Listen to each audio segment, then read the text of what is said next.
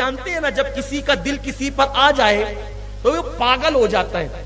عشق انسان کو پاگل کر دیتا ہے, عشق انسان کو مجنون کر دیتا ہے. مجنون کے پاک نے ہندوستان کی اکثر بلاد کا سفر کیا, اس میں آپ گلبرگہ شریف بھی تشریف لے گئے, اور آپ کو شہروں میں گلبرگہ شریف سے بڑی محبت تھی, کیونکہ آپ کو اللہ تعالیٰ نے جو مقام غوثیت عطا فرمایا ہے وہ گلبرگہ شریف ہی میں عطا فرمایا ہے, یا مقام قطبیت جو عطا فرمایا گلبرگہ شریف. کہتے تھے گلبرگہ کی آب و ہوا بہت اچھی لگتی ہے, اس کی وجہ یہ تھی کہ حضور بندہ نواز گیسو دراز وہاں موجود تھے.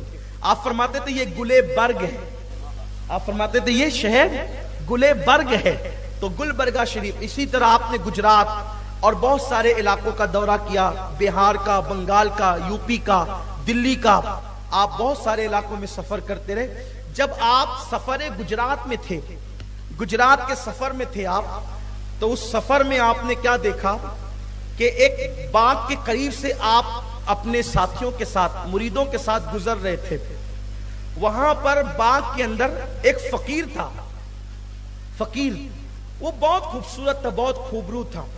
اور ظاہر سی بات ہے کہ جب انسان خوبصورت ہوتا ہے تو لوگوں کی توجہ اس کی طرف ہو جاتی ہے. تو خوبصورت فقیر کو دیکھ کر لوگوں نے باتیں شروع کی, یار کتنا خوبصورت ہے, کتنا خوبصورت ہے, کتنا خوبصورت ہے.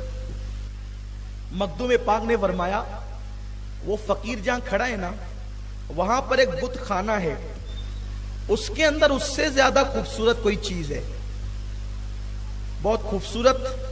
اس کے اندر ایک مورت رکھی ہوئی ہے, وہ بہت خوبصورت, اس فقیر سے زیادہ خوبصورت ہے.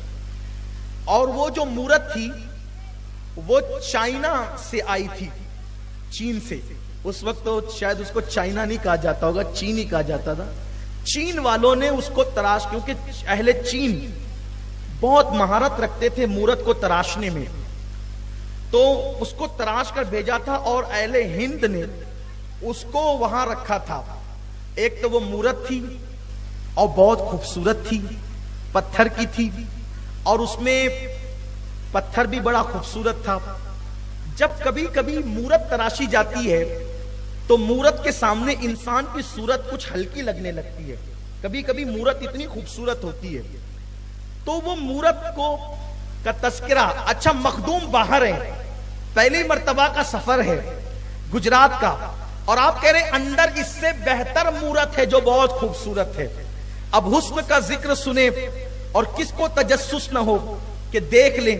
جیسے مخدوم نے فرمایا کہ مورت ہے اور بہت خوبصورت ہے, تو لوگ تجسس کے ساتھ اندر داخل ہوئے. اب اندر اس مورت کو جیسے دیکھنے گئے تو ایک شخص تھے, ان کا نام نہیں لوں گا یہاں, ایک شخص تھے جو مخدوم پاک کے جو ہے وہ مریدوں میں تھے اور آپ کے شاگردوں میں تھے. سب نے مورت دیکھا, لیکن مورت سے بہت زیادہ وہ متاثر ہو گئے. وہ شخص نوجوان تھے, اور جانتے ہیں نا جب کسی کا دل کسی پر آ جائے تو وہ پاگل ہو جاتا ہے. عشق انسان کو پاگل کر دیتا ہے, عشق انسان کو مجنون کر دیتا ہے. مجنون کہتی پاگل کو ہے, جنون پیدا کرتا ہے عشق.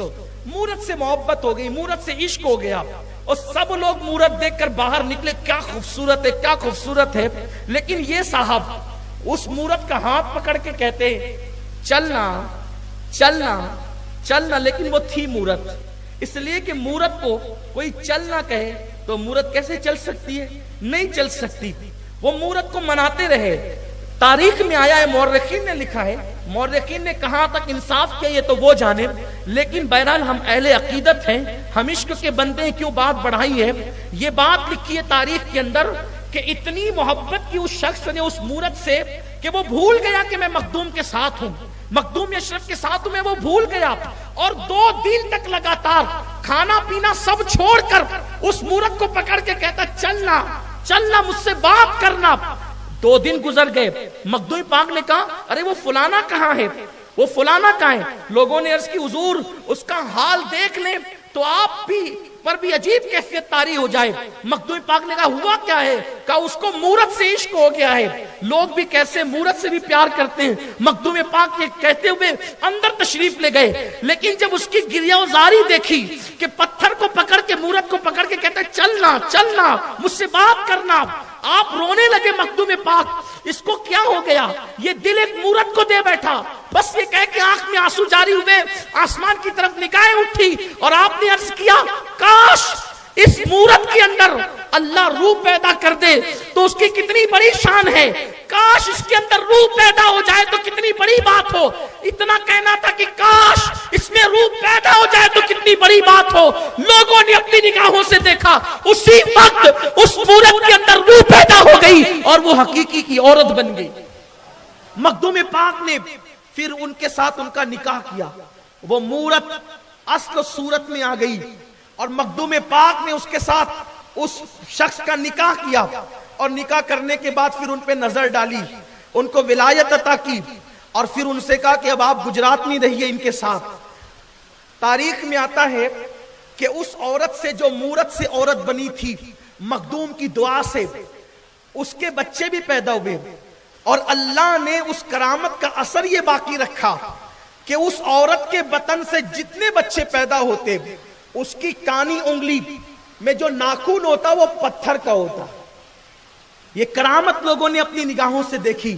یہ ہے حضرت سیدنا مخدوم اشرف جہانگیر سمنانی رضی اللہ تعالیٰ عنہ، جس کی غوثیت کا اعلان غریب نواز کرے، جس کی غوثیت کا اعلان شیخ محی الدین ابن عربی کرے، جس کی غوثیت کا اعلان اللہ اکبر شیخ عبدالحق محدث دہلوی جس کی غوثیت پر لکھیں، وہ حضرت مخدوم اشرف جہانگیر سمنانی رضی اللہ تعالیٰ عنہ ہیں۔